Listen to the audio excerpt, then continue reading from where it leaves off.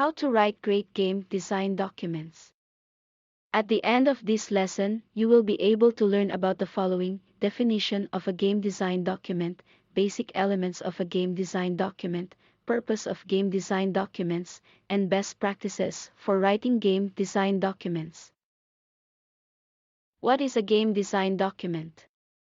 Making a game takes more than a good idea and the skill to turn it into code. Before writing a single line of code, an experienced game designer creates a map for what they are going to build. A game design document is a software design document that serves as a blueprint from which your game is to be built. It helps you define the scope of your game and sets the general direction for the project, keeping the entire team on the same page. Basic elements of a GDD.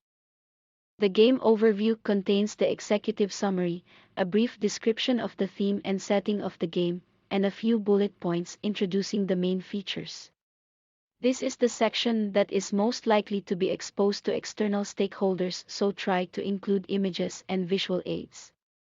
The game description should introduce and explain the general flow of the game.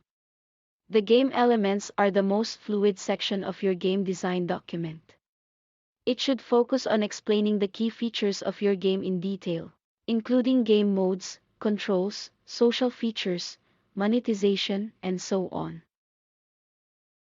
A GDD usually includes executive summary, game concept, genre, target audience, project scope, etc. Gameplay, objectives, game progressions, in-game GUI, etc. Mechanics, rules, combat, physics, etc. Game elements, world building, story, characters, locations, level design, etc. Assets, music, sound effects, 2D or 3D models, etc. Why do we need GDDs? Documentation is usually seen as the least fun part of the game development process. Many opt to skip it entirely. Rather than doing away with GDDs altogether, the documentation process can be adapted to support the creative, iterative, and collaborative process of game development.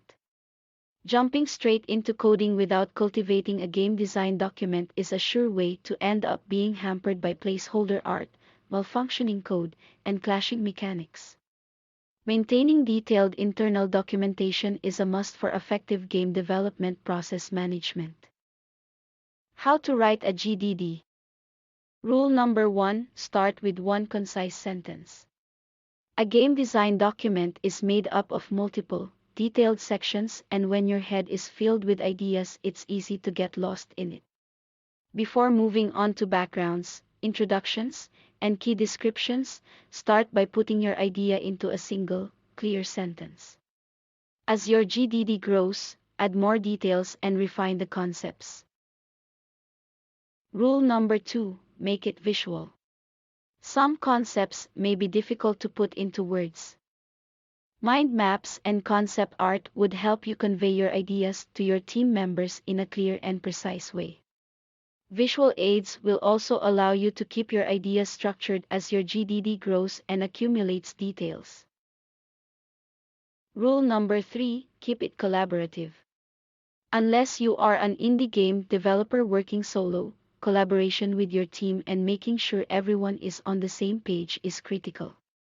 Instead of trying to control the design process by giving your teammates selective access to your GDD, keep it as open as possible and work to discover and solve issues together. Rule number 4: make room for changes. A GDD is a living, evergreen document that evolves over time.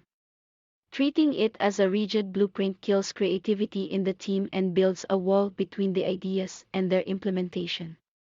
Keep things agile and be prepared that the final document might look nothing like what you started with.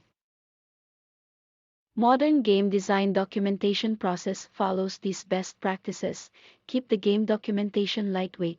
The original game concept doesn't always work out, so keep the initial documentation to a minimum so you don't have to rewrite a multi-page document.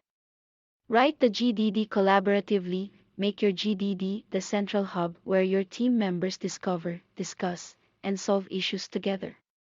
The GDD should evolve together with the project. Choose a documentation tool that preserves a version history and let your design document evolve together with your game by updating it often. Use visual aids, don't let your readers drown in text. Many ideas can be much clearly conveyed using graphs, flowcharts, and concept art. Summary. For decades, the GDD has been an industry standard intended to provide everyone involved in the game design process with a singular vision. As distributed teams and multi-studio development are becoming increasingly common, the need for centralized game documentation is not going away. A clear and well-structured GDD should guide you through the game development process, serving as a master checklist.